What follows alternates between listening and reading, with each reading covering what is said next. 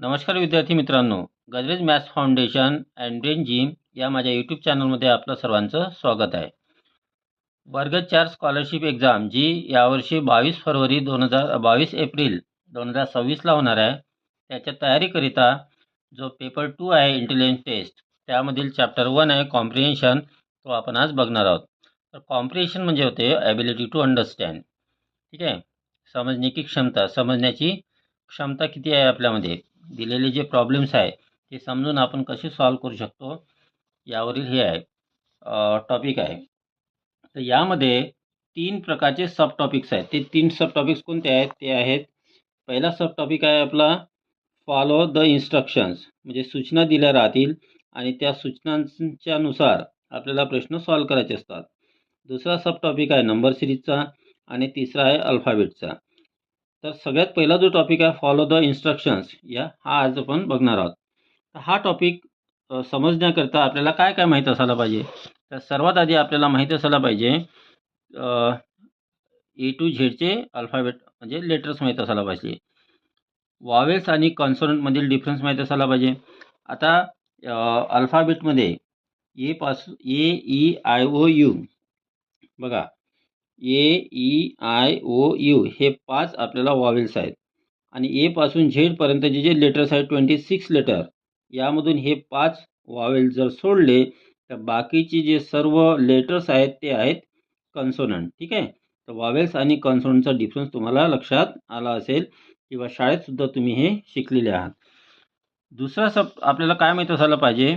Noun, pronoun, adjective, verb, tense, synonyms, antonym, idioms माहीत असायला पाहिजे, phrases, count the similar letters आणि alphabet सिरीजमध्ये नंबरिंग माहीत असायला पाहिजे. म्हणजे समजा आपल्याला ए टू वाय दिली असेल किंवा ए टू झेड दिली असेल, म्हणजे ए पासून झेडपर्यंतची जी सिरीज आहे, तर यामध्ये झेड हा लेफ्टकडून झेड हा फर्स्ट नंबर होईल आणि ए हा 26 होईल आणि लेफ्ट टू राईट गेलं म्हणजे राईटकडून झेड हा फर्स्ट होईल, ए 26 होईल आणि लेफ्ट टू राईट गेलं तर ए हा फर्स्ट नंबर होईल, B second, C third, D fourth, असं करत करत झेड हा 26 होईल.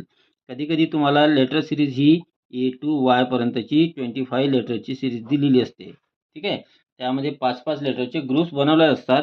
जसे जसे एक्झाम्पल्स पुढे येईल तेव्हा आपण ते बघणार आहोत. आणि नंतर तुम्हाला माहीत असायला पाहिजे रायमिंग वर्ड्स, प्रोव्हर्ब्स आणि टेन्सेस.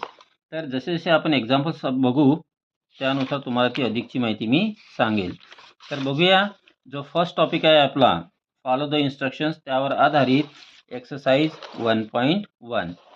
आता या एक्सरसाइजमध्ये जो फर्स्ट क्वेश्चन दिलेला आहे तो काय आहे बघा, form a meaningful word from the letters L P O C M Y I. इथे आपल्याला हे लेटर्स दिलेले आहे, या लेटर्सपासून आपल्याला एक मिनिंगफुल वर्ड बनवायचा आहे. मिनिंगफुल वर्ड बनवल्यानंतर select the middle letter of this word. जो वर्ड बनेल त्या वर्डचा मिडल लेटर आपल्याला फाइंड आउट करायचा आहे. आता मिडल लेटर कसं फाइंड करतात बघा, यामध्ये किती लेटर्स दिलेले आहे? 1 2 3 4 5 6 7 7 लेटर्स दिलेले आहे. ते अस्तव्यस्त आहे, इकडे तिकडे केलेलं आहे. त्यामधून आपल्याला एक मिनिंगफुल वर्ड बनवायचा आहे आणि त्याचा मिडल लेटर शोधायचा आहे. आता जेव्हा तुम्हाला 7 लेटर्स दिलेले असतात त्याचा मिडल लेटर म्हणजे कोणता होतो, मिडल नंबर कोणता होतो? आता 7च्या आधीची इवन नंबर बघायची 6 आहे. ठीक आहे, 6ची हाफ करा 3 येते आणि 3च्या समोरची नंबर 4, म्हणजे 7 लेटर दिले असेल तर 4th नंबरचा लेटर हा मिडल नंबर होईल.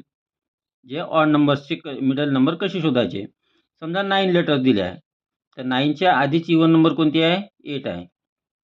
मग 8ची हाफ करा 4 येते आणि 4च्या समोरची नंबर 5, म्हणजे 5th नंबरचा लेटर हा मिडल नंबर राहील जेव्हा 9 लेटर दिलेले असतात. जेव्हा 11 लेटर दिलेले असतात तर 11च्या आधीची इवन नंबर 10 आहे. ठीक आहे, 10ची हाफ करा 5 येते आणि 5च्या समोरची नंबर घ्या 6, म्हणजे 6 नंबरचा लेटर हा मिडल नंबर राहील जेव्हा आपल्याला 11 लेटर दिलेले असतात. आता प्रश्न काय आपल्याला, की जे लेटर्स आपल्याला हे दिलेले आहे यापासून आपल्याला मिनिंगफुल वर्ड बनवता आला पाहिजे. मग यासाठी आपल्याला आपली जी वर्ड बँक आहे, वर्ड WORD, ते चांगली पाहिजे. ठीक आहे, आता यापासून जो मिनिंगफुल वर्ड बनतो तो बनतो ऑलिम्पिक.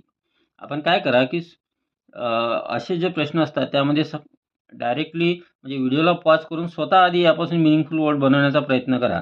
मी जे सांगतो त्यानुसार डायरेक्टली ते करू नका.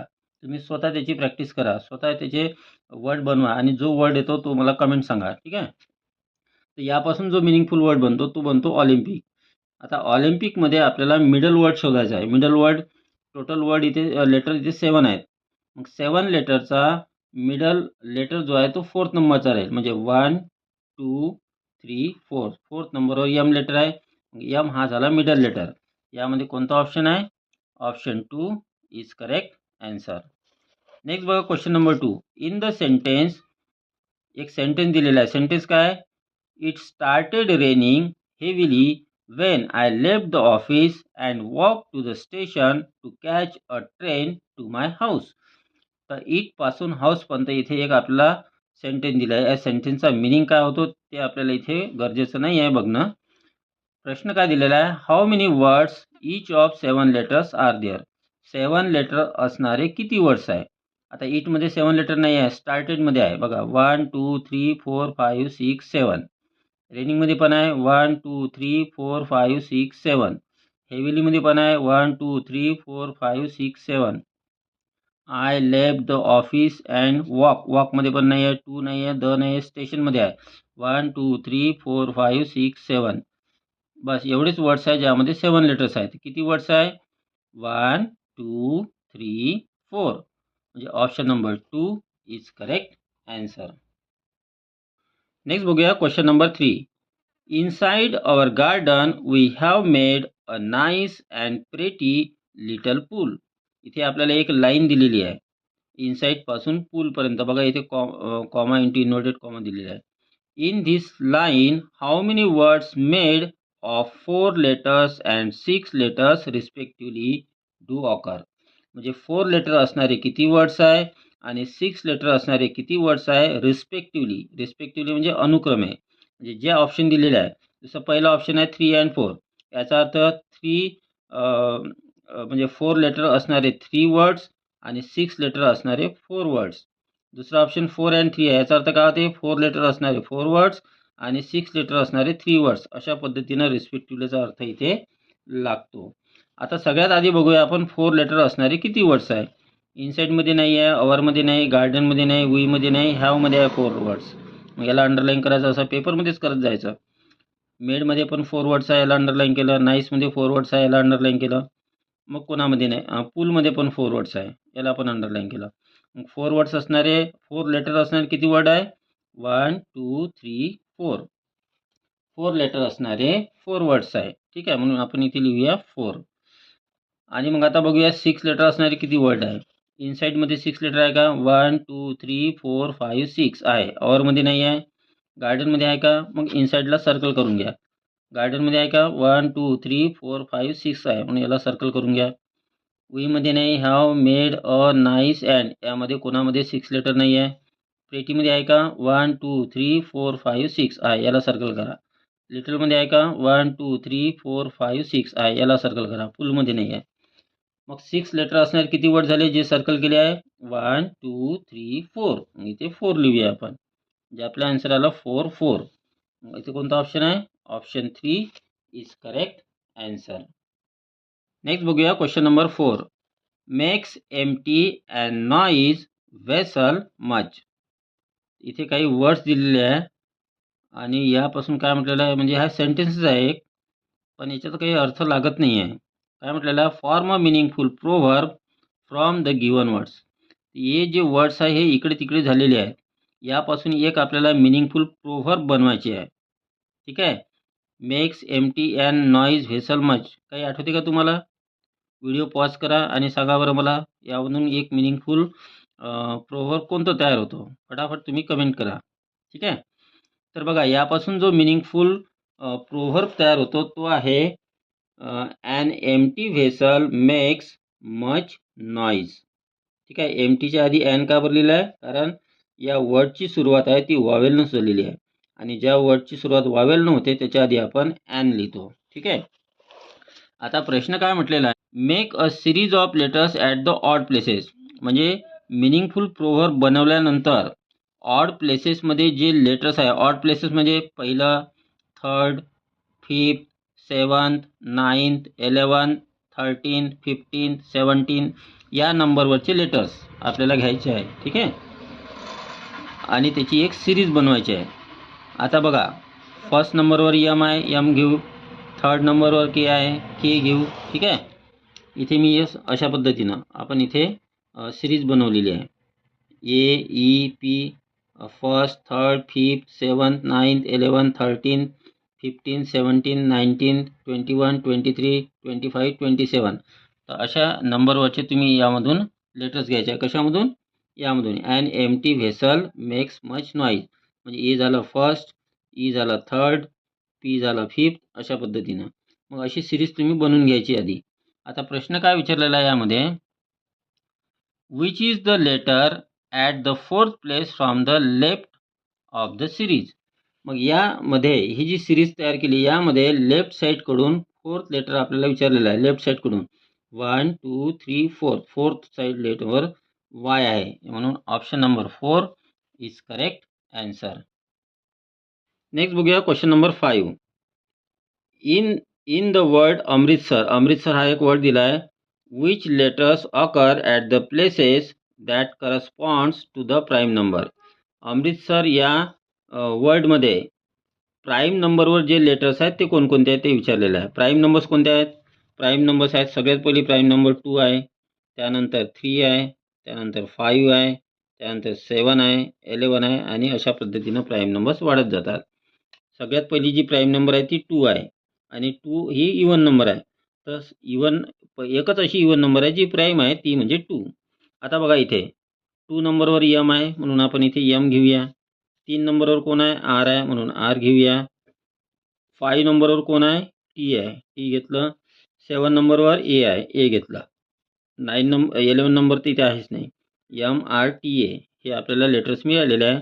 एम आर टी ए म्हणजे ऑप्शन 4 इज करेक्ट आन्सर.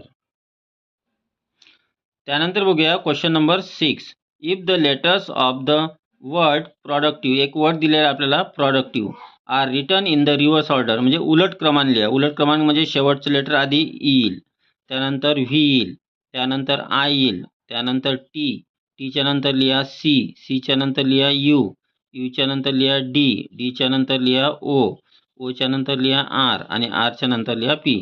तर प्रोडक्टिव्ह वर्डचे जे लेटर्स आहेत ते आपण इथे रिव्हर्स ऑर्डरने लिहिलेले आहे. प्रश्न काय विचारलेला आहे, which letter will occur at the 3rd place from the right end. Right म्हणजे उजवीकडून 3rd नंबरवरचं कोणतं लेटर आहे? आता उजवीकडून पहिलं लेटर पी आहे, दुसरं लेटर आर आहे, तिसरं लेटर ओ आहे. तर आपला आन्सर ओ आहे, म्हणजे option number 4 is correct answer. Next बघूया क्वेश्चन नंबर 7. इथे एक सिरीज दिली आहे आपल्याला लेटरची. प्रश्न काय विचारला आहे, in this series which letter occur the maximum number of times. कोणतं letter maximum number of times आलेलं आहे? याकरता ऑप्शनचा विचार करायचा. असं नाही की मग टी इथे लिहिला, मग टी किती वेळाला पाहू, मग बी लिहिला, बी किती वेळाला पाहू, त्यामध्ये तुमचा भरपूर वेळ जाईल. मग यासाठी काय करायचं, ऑप्शनचा यूज करायचा. बी बघा, पहिला ऑप्शन बी आहे. बी बघा किती वेळाला लिहिते, 1 2 3 4 5, 5 टाइम्स. मग बीच्या खाली 5 लिहून घ्या. नंतर एल आहे, एल किती टाइम्स आलेला बघा, 1 2 3 4 टाइम्स. मग इथे 4 लिहून घ्या. सी बघा किती टाइम्स आलेला आहे, 1 2 3 टाइम्स. मग 3 लिहिले. इथे चौथा ऑप्शन बी आणि एल आहे. बी आणि एल आधीच घेतलेला आहे. तर बी 5 टाइम्स आहे, एल 4 टाइम्स आहे, आणि सी 3 टाइम्स आहे. इथे चौथा ऑप्शन बी आणि एल आहे. दोन्ही बी आणि एल सारख्या टाइम्स आलेला आहे का? नाही. बी 5 टाइम्स आहे, एल 4 टाइम्स आहे. मग मॅक्सिमम टाइम्स कोण आलेला आहे? बी, जो 5 टाइम्स आहे. त्याच्यामुळे option number first is correct answer. Next बघूया question number 8. Earn, learn, nine, under, find, rent, funny, cunning. इथे आपल्याला इथे काही वर्ड्स दिलेले आहे. प्रश्न काय विचारलेला आहे, which letter do occur 12 times and 5 times respectively. म्हणजे कोणतं लेटर 12 टाइम आलेलं आहे आणि 5 टाइम्स. आता इथेही बघा रिस्पेक्टिव्हली वर्ड आहे. म्हणजे जे ऑप्शन दिलेलं आहे त्यामध्ये पहिलं जसं फर्स्ट ऑप्शन घेतलं एन अँड आर, याचा अर्थ एन 12 टाइम्स आणि आर 5 टाइम्स असं असायला पाहिजे. ई आणि N, E 12 times, N 5 times. R आणि ई, आर 12 टाइम्स आणि ई 5 टाइम्स. एन आणि ई, एन 12 टाइम्स आणि ई 5 टाइम्स. असं या 4 ऑप्शनमध्ये कुठे झालेलं आहे? सॉरी, बघा पहिलं ऑप्शन आहे एन अँड आर. एन किती टाइम्स आला यामध्ये बघा, मध्ये एन आहे 1 झाला, मध्ये सुद्धा एन आहे 2 टाइम्स, 9 मध्ये एन 2 वेळा आला आहे 4 टाइम्स झाला, मध्ये एन आहे 5 टाइम्स झाला, मध्ये एन आहे 6 टाइम्स, मध्ये एन आहे 7 टाइम्स, मध्ये 2 वेळा आहे म्हणजे 9 टाइम्स, मध्ये सुद्धा 3 वेळा आहे म्हणजे 12 टाइम्स. म्हणजे एन हा 12 टाइम्स आलेला आहे. बरोबर आहे. आता आपल्याला आर 5 टाइम्स आला का पाहूया. आर इथे बघा किती टाइम्स आलेला आहे. मध्ये 1 टाइम्स, मध्ये 1 टाइम आणि 2 झाले, मध्ये 1 3 टाइम्स, मध्ये 1 म्हणजे 4 टाइम्स आलेला आहे. आर इथे 4 टाइम्स आलेला आहे. आपल्याला 5 टाइम्स पाहिजे म्हणजे ऑप्शन 1 आपला नाही आहे.